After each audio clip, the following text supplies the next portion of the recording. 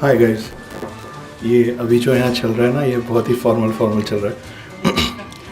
Saturday का दिन है, सोचे थे बढ़िया 12 बजे तक कॉलेज ख़त्म करेंगे, कैंटीन जाएंगे, फिल्म देखेंगे, और बाहर बैठना पड़ गया यहाँ। आप में से कितने लोगों के साथ ऐसा हुआ है कि आप लोग ये सोच के आए कि फ़र्स्ट लेक्चर अटेंड करेंगे, सेकंड बंक कर देंगे, फिर थर्ड में देखेंगे, और फर्स्ट लेक्चर में पता चले कि सेकंड लेक्चर में सरप्राइज टेस्ट है जो मिस करना अलाउड नहीं है। ऐसा कब हुआ है? किसके किसके साथ हुआ है? बस मुझे भी एग्जैक्टली वैसे ही लग रहा है आप लोग के सामने खड़े हो। पता है आज इनकी कोई क्लासेस वो आपको सुनने के लिए आए, सिर्फ आपसे ऐसा है या नहीं है? So nice. तो सार्थक जी ने मेरा एक परिचय दिया, प्रभात सर ने भी एक परिचय दिया, थोड़ा बहुत परिचय आप लोगों को पता है, मगर जिस तरीके के परिचय के लिए मैं आजकल जाना चाहता हूँ वो कुछ ऐसा है कि hi guys, my name is Akshat Gupta, I am a full time house husband, part time author, screen writer, poet and lyricist. तो यहाँ कोई स्पीच नहीं होने वाला है, बुक जो है वो है, उस पर भी बात करेंगे, पर ये बहुत 1-to-1 कॉन्वर्सेशन जैसे आप लोग लेंगे तो कुछ चीज़ें याद रहेंगी बाद में शायद। और मुझे समझ में आ रहा है कि यहाँ पे कई लोग जो बैठे हैं ना, जिनको मुझे कहा गया मुझे आधे घंटे आप लोगों से बात करनी है, तो सॉरी, लेकिन आप सबको मुझे कम से कम आधे घंटे बर्दाश्त करना पड़ेगा। तो आप लोग ऐसे बैठे रहेंगे ना तो बहुत लोग मुझे नापसंद करेंगे बाद में, तो आप लोग अपना चेयर मोड़ लें, इट्स ओके। मैं हाँ, मतलब जब तक आप लोग कंफर्टेबल नहीं होंगे, मुझे लगेगा कि मैं भी ऐसे ही होकर बात करूँ तो वो अच्छा नहीं लगेगा। तो हम लोग बहुत ही आत्मीयता से एक दूसरे से बात करते हैं। हाँ, आराम से 2 मिनट लेते हैं अपन, आप लोग पहले कंफर्टेबल हो जाइए जी। हैंड माइक है क्या? हैंड माइक है बाय एनी चांस? या इसको ले जा सकते हैं? इसको नहीं ले जा सकते, ये पोडियम नीचे ले जाते हैं ना, तो नहीं वो वहाँ लगा। ये चल रहा है। ये पोडियम तो यहाँ नहीं है कि माइक ऑन करवा दो। आप यहाँ जब पूछो देर से माइक, ये वाले माइक ऑन कर। ठीक है, हैंड माइक के आते तक मैं शुरू तो कर ही देता हूँ। आप बिल्कुल डिस्कशन पे नीचे से होते। तो यार ये 30 मिनट में 15-20 मिनट मैं बकबक कर लेता हूँ, फिर 10-15 मिनट हम लोग सवाल जवाब करेंगे। अगर आप लोगों को मेरी बात अच्छी लगेगी और आप लोग को लगेगा कि मैं दिल से बात कर रहा हूँ, तो मैं ये मान के चल रहा हूँ कि आप लोग खुल के इत्मीनान से मुझसे कुछ सवाल पूछ पाएंगे। बहुत छोटे से गांव से आता हूँ जिसका नाम है अंबिकापुर। सुना है किसी ने? किसने बोला ऐसे? आपको पता है? नाइस। तो अंबिकापुर छत्तीसगढ़ में एक इतना छोटा गांव है कि जहाँ पे कुछ 8 साल पहले प्लेटफॉर्म बना है, ट्रेन आनी अभी बची है। तो मैं वहाँ पैदा हुआ, और तो वहाँ पे ना एक रीजनल लैंग्वेज में एक कहावत चलती है, उससे आपको बहुत हद तक समझ में आ जाएगा कि मैं किस पृष्ठभूमि से आप लोगों के बीच में आके दिल्ली में खड़ा हूँ। वहाँ पे कहते हैं कि छोटे छोटे गाँव में खोल दें स्कूल जी, छोटे छोटे गांव में खोल दें स्कूल जी, 5 ठो कक्षा आए 1 ठो गुरु जी। छोटे छोटे गांव में खोल दें स्कूल जी, 5 ठो कक्षा आए 1 ठो गुरु जी, वही है हेडमास्टर और वही है चपरासी। ऐसा स्कूल में शिक्षक लाए फांसी। जे दिन बच्चा मन आए वो दिन शिक्षक मन नहीं आए, जे दिन शिक्षक मन आए वो दिन बच्चा मन नहीं आए, जे दिन दोनों आए वो दिन छुट्टी। तो अब आप सोचिए कि ऐसे किसी स्कूल में कोई फेल हो सकता है? नहीं हो सकता ना? मैं हुआ हूँ। तो 6ठी क्लास में गुप्ता जी फेल हो गए थे। बड़ी ताज्जुब की बात है कि लेखक बन के आपके सामने खड़ा हूँ, पर 6th क्लास में मैं फेल हो गया था। तो पहली बार समझ में आया कि फेल होना क्या होता है। ये नहीं पता था कि लाइफ में ये इतनी बार सीखना पड़ेगा कि फेल होना क्या होता है, लेकिन पहली बार फेल हुआ था क्लास 6th में। उस समय ना, जब हम छोटे होते थे ना, तो बहुत छोटी छोटी चीज़ें बहुत बड़ी होती थी, जैसे कि पेन टूट गया, यू नो, एक पेज में कुछ लिखा उसमें इंक गिर गया, बहुत बड़ी बातें हो जाती थी, मन खराब हो, खिलौना गुम गया। तब जाके समझ में आया कि 6th क्लास में फेल होना मतलब जूनियर्स क्लासमेट्स बनेंगे और क्लासमेट्स सीनियर्स हो जाएंगे। बहुत रोना गाना मचाए, ऐसा नहीं हो पाएगा, मैं नहीं पढ़ूंगा, इस स्कूल में नहीं जाऊंगा। तो माता पिता ने हॉस्टल में फेंक दिया। अंबिकापुर से निकले और रायपुर के हॉस्टल में पहुंचे। तो जब अंबिकापुर छोड़ के जा रहे थे तो आसपास वालों ने बोला, बेटा जो होता है अच्छे के लिए होता है। इतना गुस्सा आया ना सब पे। मैं होटल इंडस्ट्री से आता हूँ, I am the 3rd generation of my family into hospitality. तो ना बहुत अच्छा खाना खाए हम लोग बचपन से, क्योंकि होटल इंडस्ट्री के लोग हैं, उसकी थोड़ी सी छाप आपको मुझ में अभी तक दिख रही है। तो ये था कि हॉस्टल में जो देंगे वो खाना पड़ेगा, कोई चॉइस नहीं है, माता पिता से दूर रहना है, 6ठी क्लास का बच्चा। बहुत इरिटेशन थी और सब बोल रहे थे बेटा शांत हो जाओ, जो होता है अच्छे के लिए। हॉस्टल पहुँचे, हॉस्टल में किसी को पता नहीं था कि मैं 6th क्लास में फेल होकर 6th रिपीट कर रहा हूँ। तो पहला दिन क्लास का, और एक ओम पुहान नाम के एक हिस्ट्री टीचर आए उड़ीसा से, और उन्होंने पूछा give me the shortest description and difference between invention and discovery. अब किसी को पता नहीं था कि मुझे ये आता है। मैंने हाथ उठाया, उन्होंने एक बार मौका दिया, मैंने वास्को डिगामा से शुरू करके ग्राहम बेल तक सब नाप दिया। उन्होंने बोला शॉर्टेस्ट, बैठ जाओ। कुछ और बुद्धिजीवी थे मेरे ही हम उम्र, उन्होंने भी हाथ उठाया, उनसे भी सवाल पूछा गया, उन्होंने भी अपने अपने हिसाब से जवाब दिया। किसी ने टेस्ला बोला, किसी ने कुछ बोला, सबको बैठा दिया। मुझे लगा कि ये आदमी कन्विंस नहीं हो रहा है, तो मैंने फिर से हाथ उठाया, उन्होंने फिर मौका दिया, मैंने फिर कुछ बोला, बोले बैठ जाओ। फिर 2-4 लोगों को मौका मिला, मुझे लगा अभी भी आदमी कन्विंस नहीं हो रहा। मैंने तीसरी बार हाथ उठाया उनको इम्प्रेस करने के लिए, वो बैकफायर हो गए, गलत पासा चल दिया। तो उन्होंने बोला क्या नाम है तुम्हारा, खड़े हो जाओ। बोला सर अक्षत गुप्ता। बोलो, फिर कुछ मैंने बोला, तो अब तक वो भड़क चुके थे। तो उन्होंने जवाब दिया कि the shortest difference between invention and discovery my dear is that your father discovered your mother and invented you.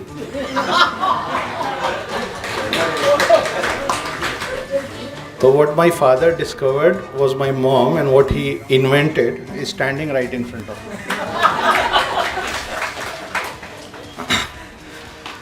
धोती पहन के आया हूँ, लेकिन कोई श्लोक नहीं बोलने वाला हूँ। यहाँ आज की सभा में किसी की शादी नहीं होने वाली है। तो ऐसे हॉस्टल में पहुँचे, हॉस्टल की लाइफ शुरू हुई। 9-10 तक सब सही चला। एक एक करके लोगों को पता चला कि मैं 6th फेल होके आया हूँ, और 10th पहुँचते ना। 10th is a very crucial year, right. हम सब ने क्रॉस किया है। 10वीं में टीचर्स और माँ बाप एक ही बात समझाते हैं कि बेटा ऐसे घोड़े जैसे एक ही काम करो, पढ़ाई करो, बाकी सबके लिए जीवन पड़ा है, करेक्ट। सबको बोला होगा। अगर आप हॉस्टल में हैं या एक अच्छे स्कूल में, किसी भी तरीके के स्कूल में हैं, तो आपको 10th में ना एक कीड़ा काटेगा, एक नया कीड़ा। उस कीड़े का नाम है यूनिटी। आपको सडनली दोस्ती यारी बहुत ज़रूरी हो जाती है, आप सब करने को तैयार हो जाते हैं। तो वो कीड़ा मुझे भी काटा। 10th क्लास में 11th और 12th वालों से झगड़ा किया,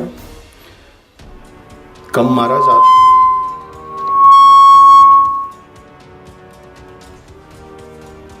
ज़्यादा पिटा, और 10th में रेस्टिकेट कर दिया गया स्कूल से। वो था माइक ऑफ कर दे, माइक ऑन हो, माइक ऑफ, उसी से प्रॉब्लम। तो 10th क्लास में रेस्टिकेट कर दिया गया, लेकिन फॉर्म भरा गया था, इसलिए एग्ज़ाम देने की अनुमति मिल गई थी। वहाँ कुछ बहुत अच्छे दोस्त बने, बहुत अच्छे टीचर्स थे, और वहाँ से फिर फेंका गया इंदौर में, मध्य प्रदेश। जब वहाँ से निकल के उधर जा रहे थे ना, तो भी वो जो अच्छे दोस्त और अच्छे टीचर्स थे ना, उन्होंने एक लाइन बोली।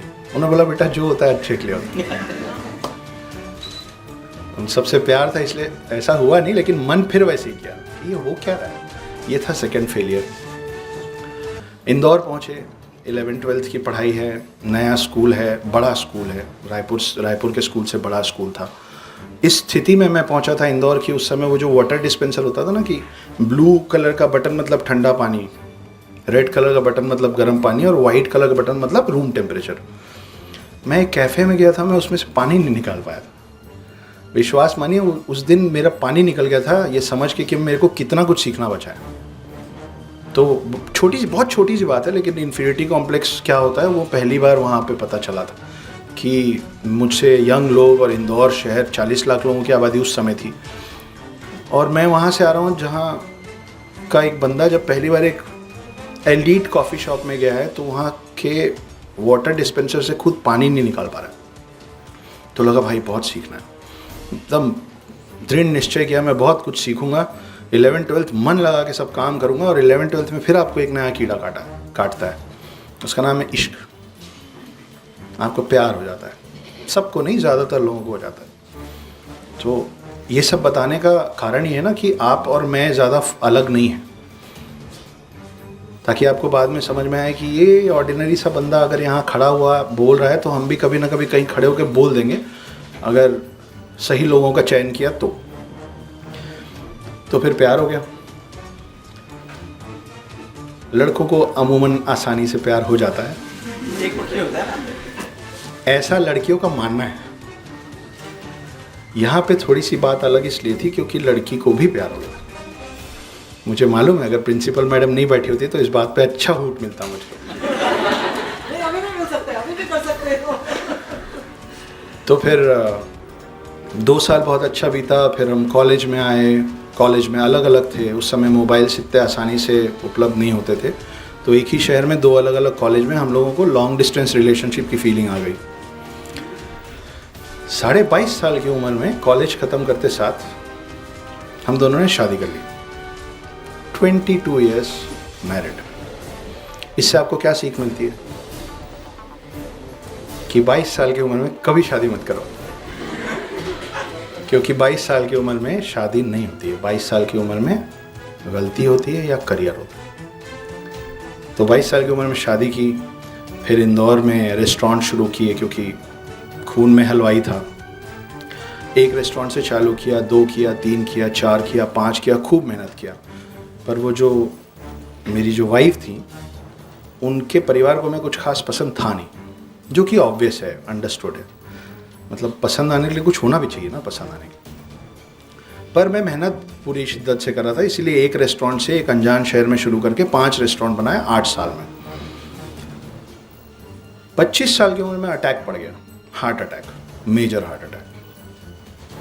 और उनके घर वालों ने पता क्या बोला? उन्होंने बोला, हमने बोला था तू गलत लड़के से शादी करी, देख क्या हो गया इसके साथ। वहाँ से सडनली मेरी लाइफ में बहुत सारे चेंजेस आने लग गए, रिश्तों में, रिलेशनशिप में।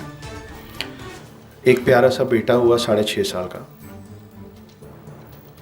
नहीं मतलब हुआ छोटा ही था, धीरे धीरे बड़ा हुआ। कैसा सोचते हो तुम लोग, क्या कर रहे हो? तो छोटा हुआ, फिर धीरे धीरे बड़ा हुआ। तो 6.5 साल का बेटा हुआ, 5.5 साल का अफेयर था, 8.5 साल की शादी हो चुकी थी। और उस, आप लोग को मज़ा आ रहा है, बोर तो नहीं कर रहा हूँ मैं? तो 5.5 साल का अफेयर था, 8.5 साल की शादी थी, 6.5 साल का बेटा था। और उस समय मेरी पत्नी को मेरे एक दोस्त से प्यार हो गया।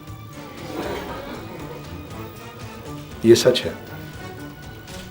और उन दोनों ने डिसाइड किया कि इसको छोड़ के अपना अलग घर बसाते हैं।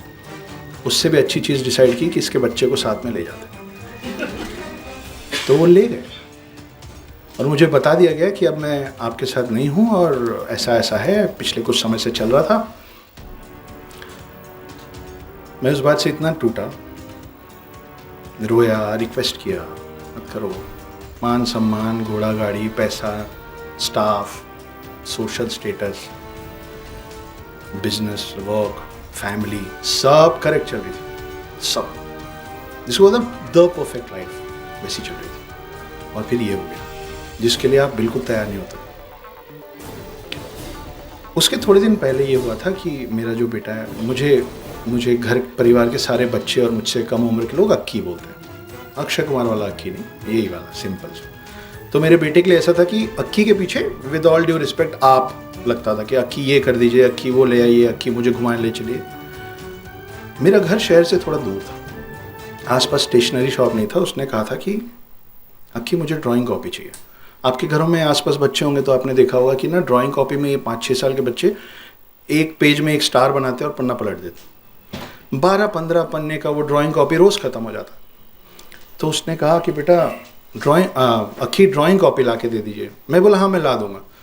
177 लोगों का स्टाफ, 5 रेस्टोरेंट्स, बिजी मैन।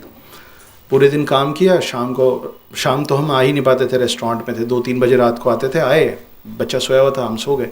सुबह उठा, बोला कि मेरी ड्राइंग कॉपीज। मेरा शिट यार, सो सॉरी, भूल गया, आज ज़रूर ले आऊँगा। अच्छा ठीक है। फिर पूरे दिन बिजी थे, भूल गए। अगले दिन फिर पूछा, अक्की मेरी ड्राइंग कॉपीज। वेरी सॉरी, एक काम करूँगा, लेट हो गया, पनिशमेंट के तौर पे 2 ले आऊँगा। अच्छा ठीक है। तीसरे दिन रात को जब मैं स्टेशनरी शॉप शाम को गया, मैंने बोला यार 2 दिन बाद फिर बोलेगा, 1 डज़न ले चलता हूँ, चलता रहेगा, वो भी खुश हो जाएगा कि 2 बोले थे 12 लेके आए। उस दिन जब मैं घर पहुँचा ना, तो मेरी वाइफ मेरे बेटे को लेके जा चुकी थी। मैं वो ड्राइंग कॉपीज उसको दे नहीं पाया। उसके बाद वो ड्राइंग कॉपीज में देखता था और रुकते ही नहीं बनता था, तो मैं रोने लग जाता था। बहुत दिन तक रिक्वेस्ट किया, बहुत दिन तक रोया, उसके बाद भी बर्दाश्त नहीं हुआ। तो 4 मई 2014 को I try to commit suicide. 5 दिन अस्पताल में पड़ा रहा, जब डॉक्टर्स इस बात पे श्योर नहीं थे कि मैं बचूंगा, मतलब कार में बैठ के घर जाऊंगा या कंधे पे निकलना पड़ेगा यहाँ से। 5 दिन बाद बच गया। कुछ लोगों ने बोला बेटा जो होता है अच्छे के लिए होता है। तब भी समझ नहीं आया कि ये क्या पागल लोग हो क्या तुम लोग।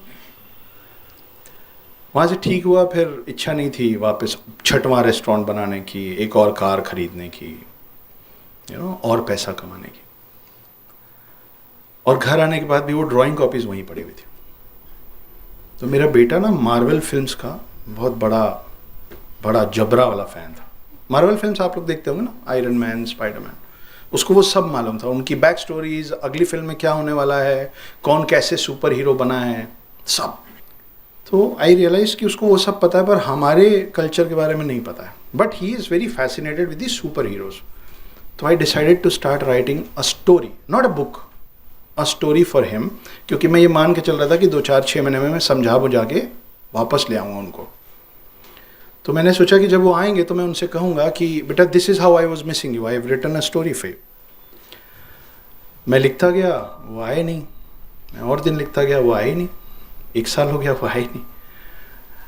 6 साल हो गए, मैं लिखता रहा, वो आए नहीं। वो 6 साल में जो 3 पार्ट में कहानी बनी है, वो द हिडन हिंदू।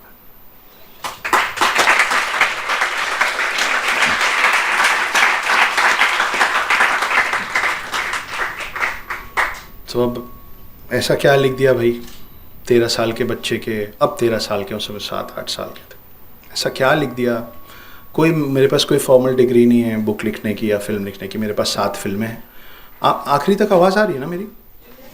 मेरे पास 7 फिल्में हैं, ये 3 किताबें हैं, वो तीनों नेशनल बेस्टसेलर है in a record breaking time. Forbes नाम की लिस्ट का जिक्र आपने सुना होगा। ऐसी एक लिस्ट होती है नीलसन, जो ऑथर्स के लिए होती है। उसमें पिछले 3 महीने का जो 4th मंथ में जो पिछले 3 महीने का लिस्ट आया, उसमें मैं देश में 5वें नंबर पे था।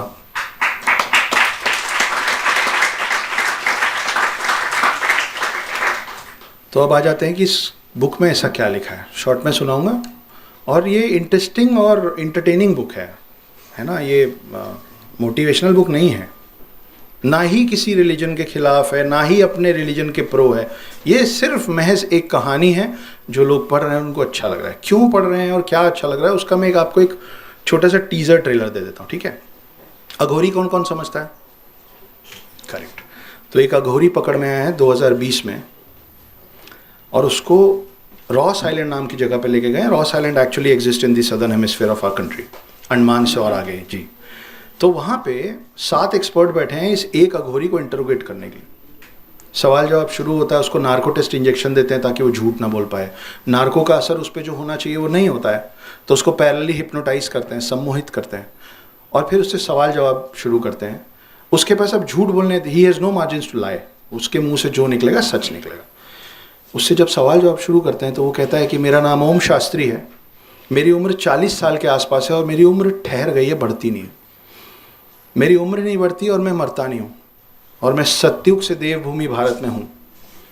अब नेचुरली इस बात को मान पाना बहुत कठिन है मेडिकल साइंस और आज के लोगों के लिए, मगर प्रॉब्लम यह है कि नार्को टेस्ट इंजेक्शन और हिप्नोटिज्म के बाद वो झूठ नहीं बोल सकता है, और जो वो बोल रहा है वो मेडिकल साइंस के हिसाब से सच नहीं हो सकता। तो झूठ और सच के बीच में ये अघोरी है क्या? यहाँ से कहानी शुरू होती है। ये लोग 1 सेकंड का ब्रेक लेते हैं, वापस आते हैं, बोलते हैं although we are not buying your shit, तुमको सीरियसली नहीं ले रहे हैं, but just for the sake of questioning you more, सवाल जवाब के लिहाज से पूछ रहे हैं कि एक आदमी 60-70 साल जिंदा रहता है तो इतिहास में अपना नाम दर्ज कराने की कोशिश करता है। करेक्ट? हर कोई चाहता है ना इतिहास में उनका नाम हो। तो तुम तब से जिंदा हो, तुम्हारा इतिहास में कहीं कोई नाम नहीं। तो वो कहता है कि नहीं, मेरा कुछ बार अलग अलग नामों से नाम है। बोलते हैं जैसे? तो बोलता है त्रेता युग में मेरा नाम सुषेण था। अब इन लोगों को पता ही नहीं कौन सुषेण, क्या त्रेता।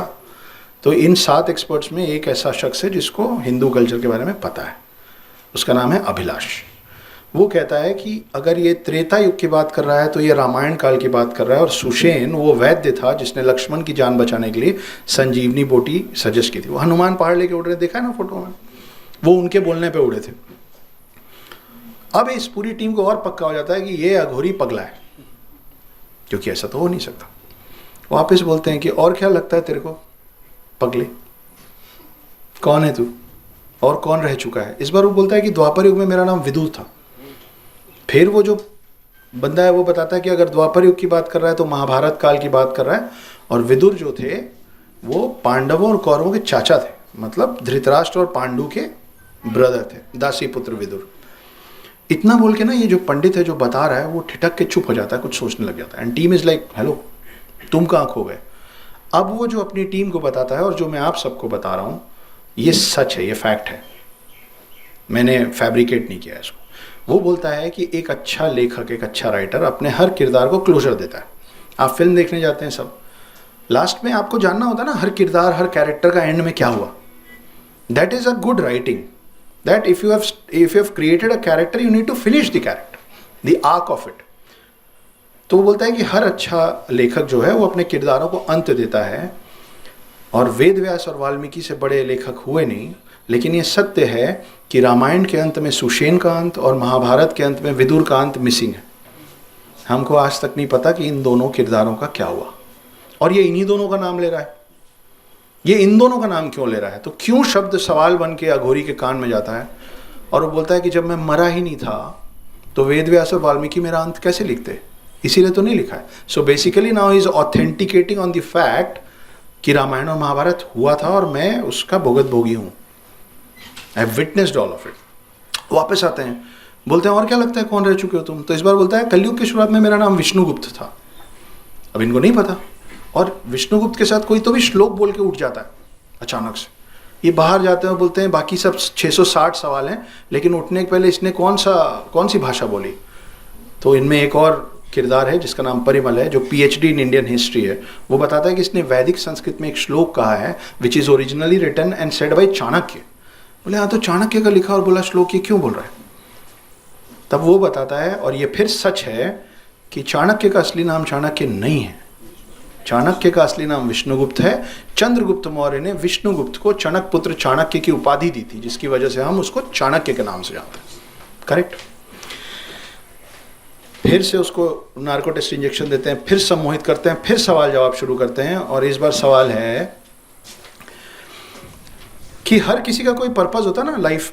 आप दुनिया में आए, आपको पता हो या ना पता हो, but you are here to serve a purpose. For example, Hitler की मम्मी को पता ही नहीं था कि उनका पर्पस क्या है। वो बच्चे पैदा की होंगी बहुत सारा, ऐसा मैं अज्यूम कर रहा हूँ, उसकी मम्मी ने मेरे को बताया नहीं अभी तक। वो बच्चे पैदा की होगी, फिर वो देखी होगी कि एक बच्चा बड़ा होना रुक गया है, 4.5 फुट में अटक गया है। बोली होगी कैसा बच्चा है ये, क्या कर दिया ये मैंने। उनको नहीं पता था कि वो 4.5 फुट का बंदा दुनिया का सेकंड सबसे बड़ा वॉर कर देगा इस वर्ल्ड में।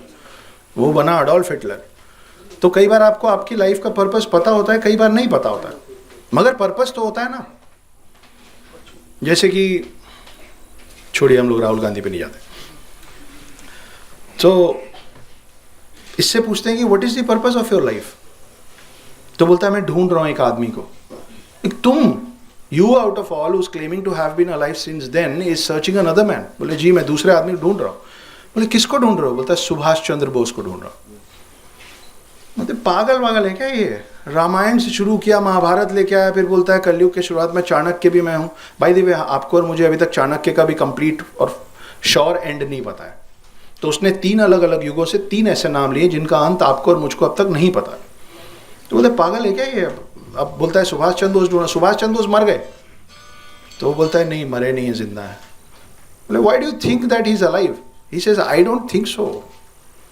मुझे ऐसा लगता नहीं है, मुझे पता है कि वो जिंदा है। तो पूछते हैं तुमको क्यों लगता है कि तुमको पता है कि सुभाष चंद्र बोस अभी तक जिंदा है।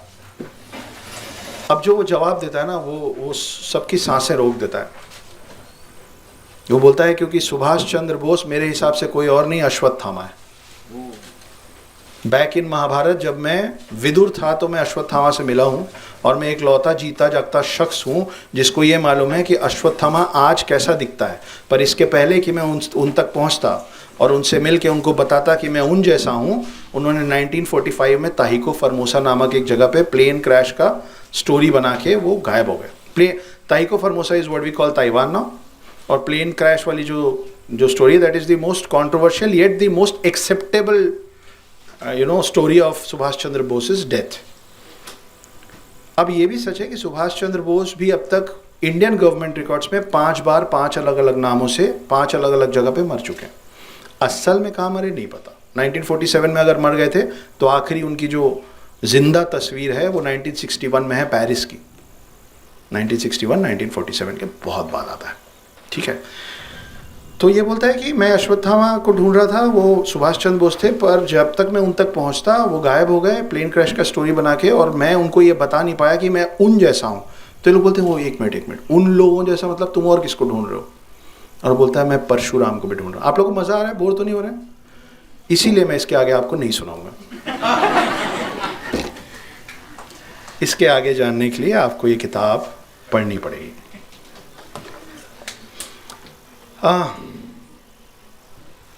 कहानी के अंदर कहानी हो गई, फ्लैशबैक पे चले गए। तो वापस आते हैं। मैं इस तरीके से इंदौर में ये सब हुआ, समय बिगड़ा, और इंदौर से मैंने अपने फादर को बोला। मेरे फादर अभी भी मेरे बेस्ट फ्रेंड हैं। आप लोग सब अडल्ट हैं ना? हाँ, तो I been drinking with my dad since when I was in class 9th। Sorry ma'am, class 9 जी। नहीं, हम हॉस्टल में थे ना। हमारे फादर को पता था कि बिगड़ैल तो तुम हो गए किसी दिन, तो तुमको पता होना चाहिए कि क्या, कितना और कहाँ। तो वो सीख के तौर पे थी। तो मैंने अपने फादर से कहा कि मैं लिखना चाहता हूँ, राइटर बनना चाहता हूँ, मैं बॉम्बे जाना चाहता हूँ, मुंबई जाना चाहता हूँ। उन्होंने बोला 2 साल का समय लो, नहीं तो 4-5 रेस्टोरेंट है, आके संभाल लेना, कुछ तो कर ही लेंगे हम। उस 2 साल में बॉम्बे पहुँच के समझ में आया कि एक कहानी से काम नहीं चलेगा। वहाँ साड़ी की दुकान लगी हुई है। साड़ी की दुकान क्यों? हम लोग सबने देखा ना क्या होता है कि साड़ी की नहीं, शर्ट की भी दुकान बोल सकते हैं। मैं लेडीज़ के खिलाफ बिल्कुल नहीं बोल रहा हूँ। होता क्या है ना कि आपको जब कुछ अच्छा भी लग जाता है तो बोलते हैं इसको साइड में रख दो और दिखाओ। तो हमारे एज राइटर्स यही हालत होती है कि बहुत ही अच्छी कहानी है आरक्षित, और क्या, अच्छी लगी है तो साइन करो, पैसे दो, मेरे भी किचन में सामान आता है। तो ये वहाँ जाके समझ में आया कि बहुत सारी कहानियाँ होगी तो शायद कुछ एक निकलेगा। तो उस समय मैं इस कहानी पे काम करते करते और कहानियों पे काम करना शुरू किया। आज की डेट में मेरे पास 7 फिल्में हैं और ये तीनों किताब अच्छी चल रही हैं। हिंदी में प्रभात प्रकाशन ने सबसे पहले इस कहानी पे और मुझ पे भरोसा दिखाया। मेरे दोनों तरफ से लेफ़्ट राइट बन के बैठे हुए हैं प्रभात जी, प्रभात पब्लिकेशन के ओनर हैं। ये पीयूष जी हैं, इनके लक्ष्मण, और इनके फादर ने इनको 9th पे कभी ड्रिंक नहीं कराया। मैं इनका चेहरा देख के बता सकता हूँ। लेकिन अब देखिए, मैंने आपको अपने पर्सनल लाइफ से लेके, हार्ट अटैक से लेके, सुसाइड से लेके, मेरी पत्नी को मेरे ही दोस्त से प्यार हो गया से लेके सब बताया, ठीक है। आप में से कुछ लोग, क्या होता है ना, आप जब किसी के साथ हंसते हैं ना तो उसके दुख में शरीक हो जाते हैं अपने आप। तो जब आप मेरे साथ हंस लिए ना तो आपको कहीं ना कहीं अरे यार इतना बुरा बंदा नहीं था ये। लेकिन मैं आप में से किसी को दुख तकलीफ़ में छोड़ के नहीं जाना चाहता हूँ। तो जब ये सब हुआ था ना यार, तो मैंने मन बनाया था कि कुछ भी हो जाए, अगली बार जीवन में कभी प्यार में नहीं पड़ूंगा, कुछ भी हो जाए। पर फिर मेरे को एक लड़की मिली, बहुत अच्छी लड़की, तो मेरे को फिर से प्यार हो गया। पर प्यार व्यार सब ठीक है, मैंने बोला प्यार व्यार सब ठीक है, कुछ भी हो जाए। पर वो बहुत ही अच्छी थी। तो गुप्ता जी ने फिर से शादी कर ली। अब बॉम्बे में अपने घर की बालकनी, मेरा घर बहुत खूबसूरत है। आप में से कोई भी, और ये ओपन इनविटेशन है, आप में से कोई भी बॉम्बे आए तो मेरे घर ज़रूर आइएगा। मड आइलैंड में मैं रहता हूँ, 34 माले पे फ्लैट है, दोनों तरफ समंदर है, ब्लेसिंग। तो मैं उस बालकनी में खड़ा हुआ था, सनसेट देखते देखते मैंने सोचा कि गुप्ता जी क्या कर लिया तुमने, सब गलतियाँ फिर से। तो उससे 2 लाइनें निकल के आई, क्योंकि मैंने आपको सबसे पहले मेरा परिचय दिया था कि hi my name is Akshat Gupta, I am a full time house husband. Part time author, screen writer, poet and lyricist. तो ऑथर की बात हो गई है, हाउस हस्बैंड की बात अभी होगी, ऑथर की बात हो गई, स्क्रीन राइटिंग की भी बात लगभग थोड़ी बहुत हो गई है। क्या है ना, आधे पौन घंटे में आप पूरी दुनिया नहीं समेट सकते। तो वहाँ खड़े खड़े जब समझ में आया कि सारी गलतियाँ फिर से कर मारी हैं, तो 2 लाइनें लिखाई आप लोगों के लिए। वो है कि जहाँ से चले थे फिर वहीं आकर ठहरे हैं, जहाँ से चले थे फिर वहीं आकर ठहरे हैं, एक उम्र लग गई समझते कि दुनिया गोल है ना? तो अब मैं जिस स्थिति में जहाँ खड़ा हूँ, आप लोगों को हंसा पा रहा हूँ, आप लोगों से बात कर पा रहा हूँ, यहाँ पे एक और दो बहुत ज़रूरी चीज़ें समझ में आती है। एक मैंने आपको सीख दी थी ना कि 22 साल की उम्र में शादी नहीं करते, गलती होती है। दूसरी सीख ये है कि ये जो एक लाइन है ना कि जो होता है अच्छे के लिए होता है, ये इतनी क्लीशेड लाइन है, इतनी घिसी पिटी लाइन है, पर ये ख़त्म इसीलिए नहीं हो रही इस दुनिया से क्योंकि ये सच है। हम जब उसके अंदर होते हैं, और हमको यही लाइन दूसरे बोलते हैं तो हमको नाराज़गी होती है। फिर समय बीतता है और हम उसके बाहर आ जाते हैं और फिर हमको दिखता है कि ये लाइन सही है, और फिर हम नए लोगों को वही लाइन बोलते हैं और उनका भी मन करता है ऐसे ही मारने का कि अच्छा क्या है जीवन में, बहुत सारी चीज़ें हैं यार अच्छी। और दूसरी छोटी सी सीख ये है कि एक बड़ी पुरानी कहावत है कि choose your words very carefully. I say choose your words and your partner very carefully. तो अभी मैं एक दिन रील देख रहा था, तो उसमें रील में कोई फॉरेन का कुछ रील था, उसमें कोई बोलता है कि understanding woman is so it's easy if you get the right girl, if you find the right girl you found बाबी, if you found a wrong girl you found Annabelle. You know what, I found both. So इसलिए I am the right person to tell all of you that choose your partners very very carefully. सवाल जवाब पे चलते हैं। Ma'am बोलेंगी हो गया तेरा आधा घंटा, चलो। So please feel free to ask and talk to me as candid as I have been with all of you, I would really appreciate that. और सवाल पूछने वालों के लिए मेरे पास कोई तोहफा भी है। ये तोहफा नाम सुन के हाथ उठने शुरू। Okay, one after another. जी, मेरे 2 सवाल हैं। पहले कि भारत में बाहर से बहुत सारी जातियां आई जी, लेकिन क्या वैज्ञानिक कारण या क्या कारण रहे कि हिंदुत्व या हिंदू जाति जो है, एक धर्म या जाति कहें इसको, तो एक हिंदू जाति की संख्या इतनी बड़ी हो गई, तो सब जातियां के एक साथ मिलकर एक संस्कृति बनाने के पीछे जो वैज्ञानिक कारण है वो मुझे जानना है। ये पहला प्रश्न है। दूसरा प्रश्न ये है सर कि आप बोले कि मैं फुल टाइम जो हस्बैंड है, देखिए इस बात को बोलने में भी लोग फंबल करते हैं। सर फुल टाइम आप हस्बैंड और जो कम समय में हाउस हस्बैंड और कम समय में आप जो है वो लिखते हैं जो भी है। लेकिन मैं ये पूछ रहा हूँ कि आपको क्या मोटिवेट करता है, क्योंकि आप जब कुछ लिखते हो तो एक समय ऐसा आता है कि जब बहुत आपको ऐसा लगता है मैं बहुत चीज लिख चुका हूँ, तो वो आपको मोटिवेट आगे जाने के लिए क्या करता है? आपके दूसरे सवाल का जवाब पहले दे देता हूँ क्योंकि वो जवाब छोटा है।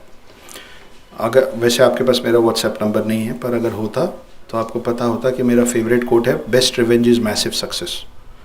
बड़ा आसान है बोलना कि सुसाइड करने वाले डरपोक होते हैं, बुज़दिल होते हैं। जो करता है उससे पूछो कि वो क्या चीज़ से गुजर के उस स्थिति तक पहुंचा है। और बड़ा आसान है बोलना कि नफ़रत करना बहुत बुरा है, नफ़रत अच्छा नहीं होता है। I say that hatred is the best motivator. आप प्यार में शायद वो ना कर पाएँ जो आप नफ़रत में कर लेंगे। नफ़रत जो है ना वो बहुत बहुत प्योर इमोशन है। नफ़रत ना बहुत ज़्यादा प्योर इमोशन है, उसमें मिलावट नहीं होती, प्यार में हो जाती है, नफ़रत में मिलावट नहीं होती। तो मेरा फेवरेट कोट यही है और यही रहेगा, and it has really motivated me. क्योंकि तो जब मैं बॉम्बे नया नया आया था ना, आप सवाल पूछेंगे ना उसमें से कोई ना कोई कहानी छोटी छोटी निकलेंगी, सॉरी है उसके लिए। जब मैं बॉम्बे आया था उसके पहले इंदौर में मेरा बहुत बड़ा सर्कल था। आप समझ सकते हैं कि 5 रेस्टोरेंट चलाने वाला सोशली इक्विप्ड होगा। मेरा एक बहुत बड़ा सर्कल था जिनके साथ किटी पार्टीज़ होती ना, तो कपल किटी थी, 27 कपल्स थे हमारे अलावा, हमको मिला के टोटल 28 कपल्स थे। फिर ये सुसाइड हुआ, फिर मैं बॉम्बे छोड़ के आ गया। वहाँ लगभग सब लोगों से मैंने बात करना छोड़ दिया क्योंकि मैं डिप्रेशन में था। तो यही 27 कपल इससे भी बड़े एक हॉल में पार्टी कर रहे थे, ड्रिंक्स विंक्स चला था, सबकी वाइफ्स थी। एक कोने से एक शख्स ने पूछा कि अरे वो अपने बीच में वो अक्षत गुप्ता था, मर खप गया, जिंदा है? तो दूसरी तरफ से एक ही को पता था कि मैं मुंबई गया हूँ राइटर बनने, तो उसने कहा कि नहीं नहीं, अब उसकी तबीयत ठीक है, मुंबई गया है राइटर बनने। तो तीसरी तरफ से एक बंदे ने मेरे एब्सेंस में मेरा मखौल उड़ाते हुए ये कहा था कि तूने गलत सुन लिया होगा, वो रेस्टोरेंट चलाता था, पैसे अब उसके पास बचे नहीं हैं, रेस्टोरेंट के अलावा उसको कोई काम नहीं आता है, वो बॉम्बे में जूठा उठाने और टेबल साफ़ करने के अलावा उससे ऊपर इस जीवन में कुछ नहीं कर पाएगा। उसने बोला होगा मैं बॉम्बे वेटर बनने जा रहा हूँ, तूने सुन लिया होगा राइटर बनने जा रहा हूँ। और पूरे 27 का पल हंसे थे। ये बात आज भी चुभती है, पर जो होता है अच्छे के लिए होता है। तो वो ये बात, इस बात ने बहुत मोटिवेट किया था। जब मैं सुसाइड की कोशिश करके बच गया था तो थाने में सामने वाला परिवार आके बोला था कि देखो कितना बड़ा फेलियर है ये आदमी कि ये मरने गया और उसमें भी फेल हो गया। हा हा हा हा। तो ये बात बहुत मोटिवेट करती है कि उन लोगों को इस बात की तकलीफ़ होनी चाहिए कि मुझसे नाता तोड़ना गलत था, मैं साथ होता तो वो ज़्यादा स्ट्रांग होते आज। तो मुझे इससे कोई परहेज़ नहीं है कि आप मेरे बारे में क्या सोचते हैं, क्योंकि अगर मुझे इस बात से फ़र्क पड़ता कि आप मेरे बारे में क्या सोचते हैं तो मैं ये सब आपसे बोलता ही नहीं। पर मेरा ये भी मानना है कि unless and until I will not accept myself gracefully, I can not expect all of you to accept me as a person I am. ये है आपके पहले सवाल का जवाब। दूसरा, अलग अलग कल्चर के लोग भारत आते हैं और वो हिंदू धर्म और हिंदूज़ का साइज़ जो बढ़ता जा रहा है, उस पर मेरी लिखी एक कविता है, मैं आपको उसके माध्यम से जवाब देता हूँ। हम क्यों बढ़ रहे हैं? क्योंकि हम बहुत बैलेंस्ड चलना पसंद करते हैं। हर कोई एक जैसा नहीं होता है, पर हम जो लोग हैं ना, हम वो हैं कि रुद्राक्ष की माला में भी मैं हूँ, कृपाण कटार और भाला में भी मैं हूँ, श्वेत भी हूँ और शुद्ध भी मैं हूँ, विरुद्ध हो मेरे तो युद्ध भी मैं हूँ, इतिहास में बहा आंसू और खून भी मैं हूँ, अब जो कह के मिलेगा वो सुकून भी मैं हूँ, कि इस धरती का भारत, इस धरती का मैं केंद्र बिंदु हूँ, प्रणाम मैं हिंदू हूँ।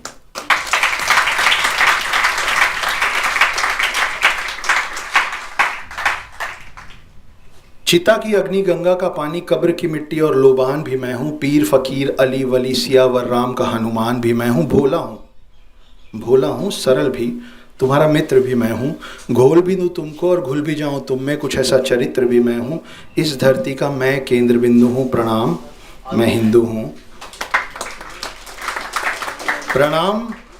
प्रणाम का भाव भी मैं हूँ, आक्रमण का घाव भी मैं हूँ, सहनशील स्थिर और शांत भी मैं हूँ, देवभूमि भारत का हर प्रांत भी मैं हूँ, शक्ति भक्ति और ना थकती क्रांति भी मैं हूँ, तूफान हूँ और तूफान से पहले की शांति भी मैं हूँ, इस धरती का मैं केंद्र बिंदु हूँ, प्रणाम मैं हिंदू।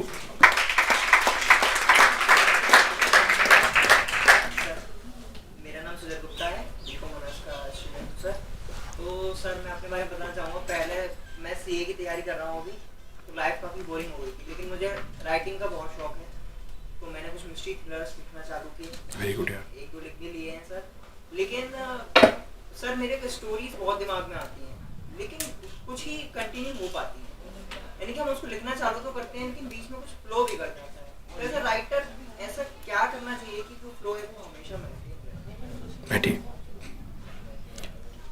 किसी भी चीज़ का फ्लो, किसी भी चीज़ का, दिन का, रूटीन का, रिश्तों का, लेखन का फ्लो कंटिन्यू नहीं हो सकता। हम डिसिप्लिन होने की कोशिश कर सकते हैं, पर आप जितने भी अच्छे जिम मेंबर हों, चीट डेज आपके भी आएंगे। करेक्ट?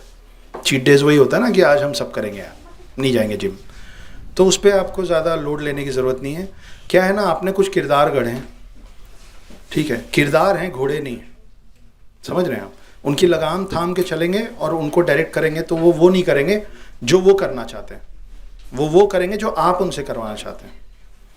तो आप जब एक किरदार गढ़ रहे हैं ना, तो किरदार को बनाने के बाद क्या होता है ना, हम लोग बच्चा पैदा करते हैं, आप लोग मतलब हम लोग नहीं, मतलब, और उसके बाद ना हमको लगता है ये हमारा है, हम डिसाइड करेंगे क्या करेगा, कितने बजे उठेगा, कौन से रंग का कपड़ा पहनेगा, कैसा हेयर स्टाइल रखेगा, क्या करेगा क्या नहीं करेगा। वो एक अपने आप में एक इंसान है ना, बुद्धिजीवी है, छोटा हो सकता है पर है तो इंसान, उसको उसका रास्ता तय करने दीजिए। वैसे ही आपके किरदार हैं, किरदार घोड़े नहीं है, उन पर लगाम मत लगाइए। जब लग रहा है ना कि आगे कहानी नहीं बढ़ रही है, छोड़ दीजिए, रख दीजिए। 1 2 3 वो दिन हो सकते हैं, हफ्ते हो सकते हैं, महीने हो सकते हैं, छोड़ दीजिए। मुझे ये 3 पार्ट लिखने में 6 साल लगा है, 6 साल। वो 250-300 पन्ने की तीनों किताब है, 250-300 बस। तो क्या कर रहा था मैं 6 साल? वो मुझे बता रहे थे, मैं उनको नहीं बता रहा। समय दीजिए जी। सर, आपने इस बुक के एक इंटरव्यू में बोला महात्मा गांधी के राष्ट्रपिता की उपाधि पर आपने एक प्रश्न चिन्ह लगाया। जी तो सर ये कहाँ तक उचित है, क्योंकि राष्ट्रपिता की उपाधि तो सुभाष चंद्र बोस ने ही दी थी। जी तो ये कहाँ तक उचित है कि मतलब इस उपाधि पर प्रश्न चिन्ह किया जाए, क्योंकि और आपने उसी इंटरव्यू में ये भी बोला कि कहीं ना कहीं भारत के क्रांतिकारियों से ज्यादा योगदान रहा हिटलर का भारतवाद का। नहीं, मैंने ऐसा नहीं कहा, पर आप कुछ हद तक सही कह रहे हैं। इसको मैं अभी सफाई दे दूंगा इसकी। तो मतलब इससे क्या भारत के क्रांतिकारियों की छवि धूमिल नहीं? बहुत अच्छी बात है कि मैंने आपको पहले से, आपने सवाल सुन लिया ना।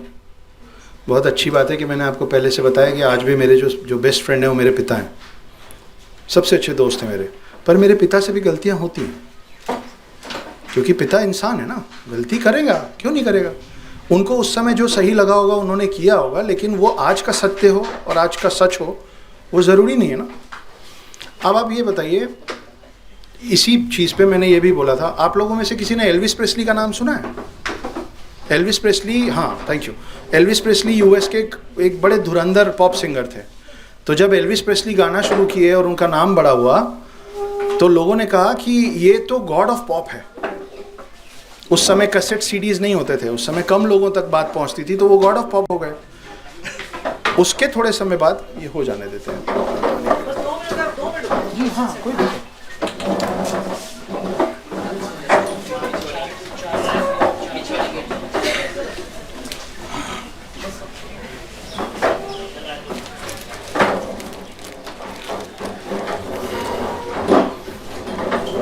इधर भी है कुर्सी। आ जाओ आगे, बच्चे बैठ जाओ, बैठ जाओ।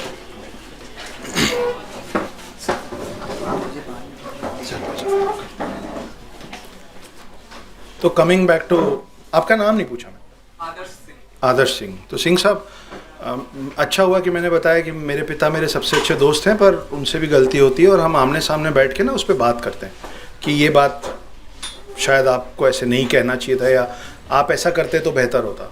मैं उस धर्म से आता हूँ जहाँ हम मंदिरों में जाते हैं, भगवान से तू करके बात करते हैं और उसको भी शिकायत कर लेते हैं। तो गांधी जी कोई भी होंगे, भगवान से बड़े नहीं है मेरे लिए।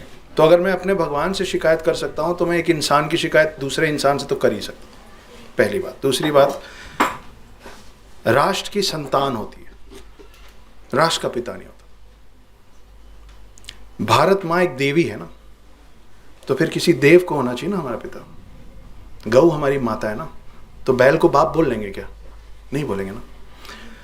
उस समय के लोगों ने जो किया उनके लिए सही होगा, लेकिन अगर हमारे दादाजी साइकिल पे चलते थे धोती पहन के, तो मैं धोती तो आज भी पहन गया हूँ, पर साइकिल पे तो नहीं चल सकता ना, क्योंकि शहर का साइज बढ़ गया। समय के साथ परिवर्तन होता है। तो एल्विस प्रेस्ली को लोगों ने गॉड ऑफ पॉप कह दिया, फिर कैसेट सीडीज बनना चालू हुआ, और कैसेट्स और सीडीज के दौर में एक और धुरंधर सिंगर आया, उसका नाम था माइकल जैक्सन। उसको वो एल्विस प्रेस्ली से भी बेहतर था, तो उसको बोले ये किंग ऑफ पॉप है, क्योंकि गॉड ऑफ पॉप की उपाधि तो जा चुकी थी ना, जल्दी में थे ना हम उपाधि बांटने की, तो उसको बोल दिया किंग ऑफ पॉप। अब 2024 में एक ऐसा सिंगर अगर आ जाएगा वर्ल्ड वाइड कहीं भी जो इन दोनों से बेहतर होगा, तो आप उसको क्या बोलेंगे? इस बात का कोई मेजरमेंट स्केल आप लोग पढ़ रहे हैं, स्केल होता है ना आपके कॉम्पास में, नापने की पद्धति है ना। किसी की राष्ट्रीयता और किसी की देशभक्ति कैसे नाप पाए कि किसी को पिता बना दिया? तो फिर उससे कम वाले को चाचा बोलेंगे या उससे ज़्यादा वाले को बड़े पापा बोलेंगे?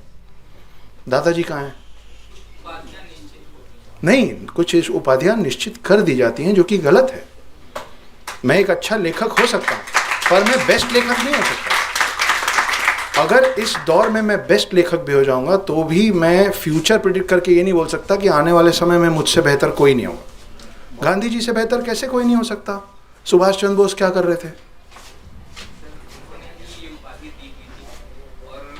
मैं तो बोल रहा हूँ पिता तुल्य हैं, और बहुत सम्मान के तौर पे बोल रहा हूँ कि मैं सुभाष चंद्र बोस का ज़्यादा मुरीद हूँ, ज़्यादा फ़ैन हूँ गांधी जी के बनिस्पत। ठीक है, लेकिन इसका ये मतलब नहीं है कि अगर मैं सुभाष चंद्र बोस को पसंद करता हूँ तो सुभाष चंद्र बोस से गलती नहीं हो सकती। इंसान ही थे, उनसे उनकी सबसे बड़ी गलती थी कि उन्होंने पहले कांग्रेस ज्वाइन की, और ये वो खुद बोलते थे। तो श्रेष्ठ वो नहीं होता जिससे गलती ना हो, श्रेष्ठ वो होता है जो अपनी गलती को माने। तो वो गए, हिटलर से मिले, वहाँ हिटलर को डांटा, वहाँ से आज़ाद हिंद फौज बनाया, उसको लेके वापस आ रहे थे, वहाँ भी उनके साथ धोखा हुआ। तो तरीके अलग अलग थे लड़ने के। आज आप मान लीजिए कि कोई एक गाल पे थप्पड़ मारे, दूसरा गाल आगे कीजिए, अब भी करके दिखाता हूँ क्या होगा। उस समय की परिस्थितियां उन्होंने पूरे देश को एक साथ बांधे। मैं यही तो, कहाँ बांधे रखा। उन्होंने कहा था कि देश का विभाजन मेरे लाश के ऊपर से होगा, तो वो जिंदा थे, देश का विभाजन हो गया। नाथूराम गोडसे ने गांधी को गोली मारी, नाथूराम गोडसे हिंदू, गांधी हिंदू। किसी देशभक्त मुस्लिम ने जिन्ना को गोली उस दिन क्यों नहीं मार दी जिस दिन उसने कहा कि 2 नेशन थ्योरी करेंगे? नहीं हुआ ना ऐसा। और देखिए, जहाँ तक बात है आपका दूसरा था कि मैंने बोल दिया कि हिटलर ने भारत को आज़ादी दिलाई, नहीं, मैंने ऐसा नहीं कहा था। मैंने ये कहा था कि अगर तथ्य पे बात करनी है, जो लोग 200 साल आपके सर पे बैठे हुए थे, वो गांधी जी के सत्याग्रह के कारण चले गए, ये गलत लाइन है। मैं इसका खंडन करता हूँ। जहाँ आप चाहें, पूरा देश लड़ रहा था, अनगिनत लोग मरे थे, ठीक है ना, तो एक आदमी को श्रेय देना गलत है। दूसरी बात, अगर आप तथ्यों पे बात करना चाहें तो क्वीन एलिजाबेथ हम आज भी हम अपनी ज़मीन से निकाल रहे हैं ना, तो उनको भी पता था कि इस ज़मीन में और है सोना निकालने को। वो स्वेच्छा से, वो उनमें देवी प्रज्वलित नहीं हो गई थी कि उन्होंने सोचा कि चलो आज भारत को छोड़ देते हैं।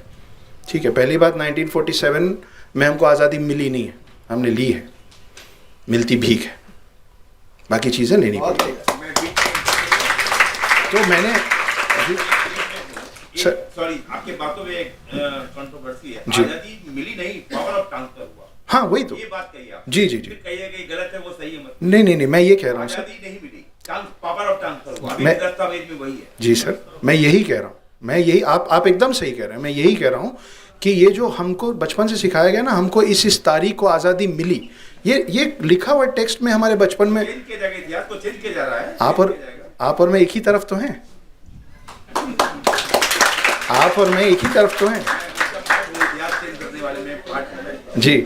नहीं, मैं यही कह रहा हूँ, आप जो कह रहे हैं मैं वही कह रहा हूँ। तो तथ्यों के आधार पे मैं आपको ये कह रहा हूँ कि ब्रिटेन की जो कमर तोड़ी थी हिटलर ने उस वक्त, उसके बाद उन पे इतनी हिम्मत नहीं बची थी कि वो इतने बड़े देश को अपने कंट्रोल में रख सके। तो पहला कारण जो बना था कि वो हमको कंट्रोल में रख नहीं पा रहे थे, इसलिए उन्होंने छोड़ा। तो मैंने कहा था कि अगर देना है तथ्यों के आधार पे तो उसको मिल जाना चाहिए। मैंने ये नहीं बोला कि सबको छोड़ो और उसको दे दो। आपके समझने में थोड़ा सा फेर है, मैं बहुत सोच अभी तो बोला choose your words and partners very carefully. नमस्कार sir, Hindi honours third year. Sir मैंने बुक पढ़ी, पर सर मेरे को इसके निष्कर्ष में 2 तो समझ में आया, पर तीसरा शायद नहीं आया।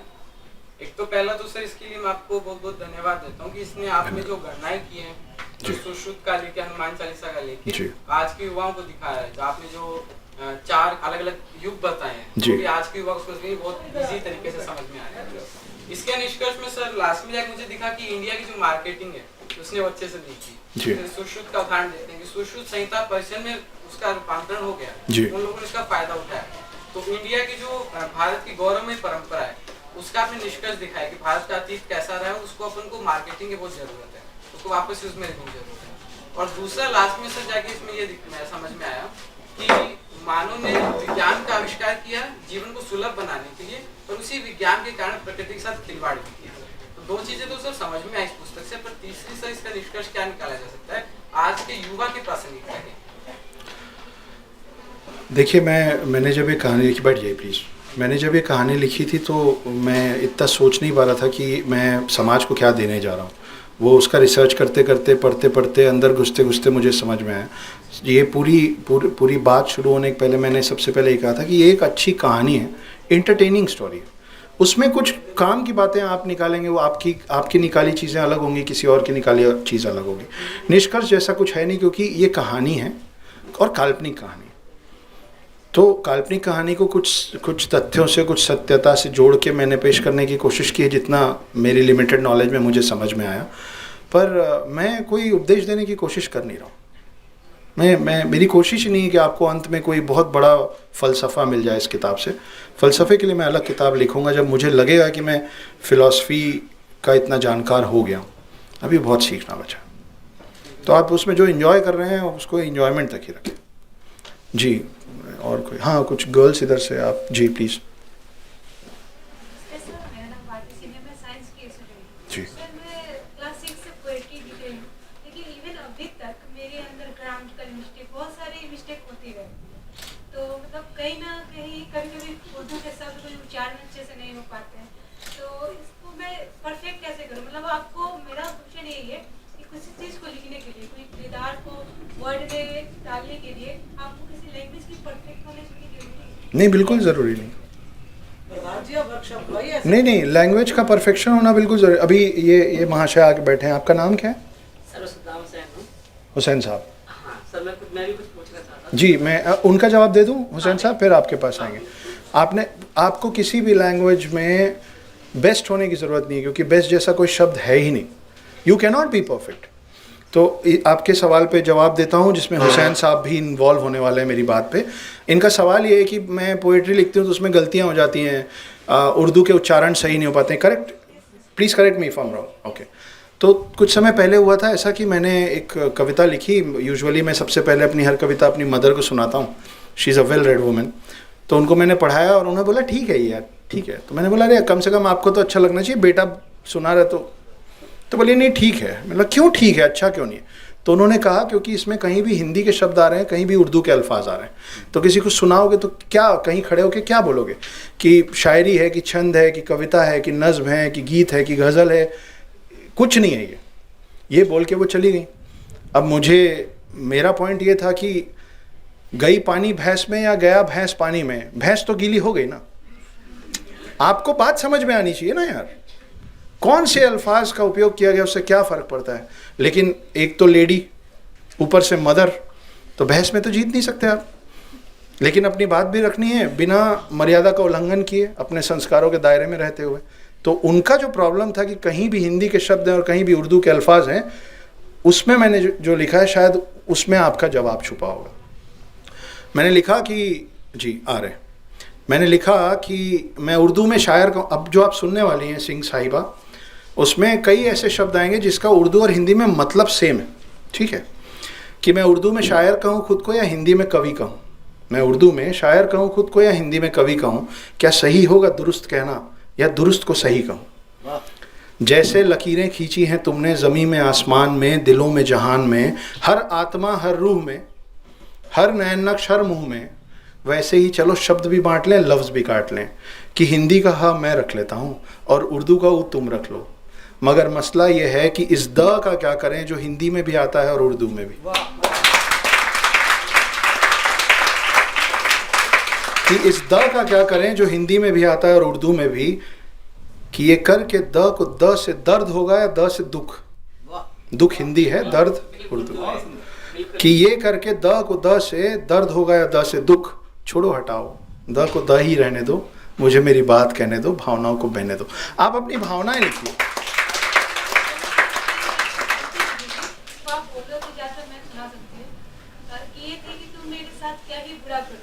खुदा से थोड़ी जुदा करोगे, तुम मेरे साथ क्या ही बुरा करोगे, खुदा से थोड़ी जुदा करोगे। तुम गम दोगे हम गजल लिखेंगे, तुम गम दोगे हम गजल लिखेंगे, अपनी हार को मुकम्मल सफर करोगे। बहुत बढ़िया, अच्छा तो लिख रही हैं।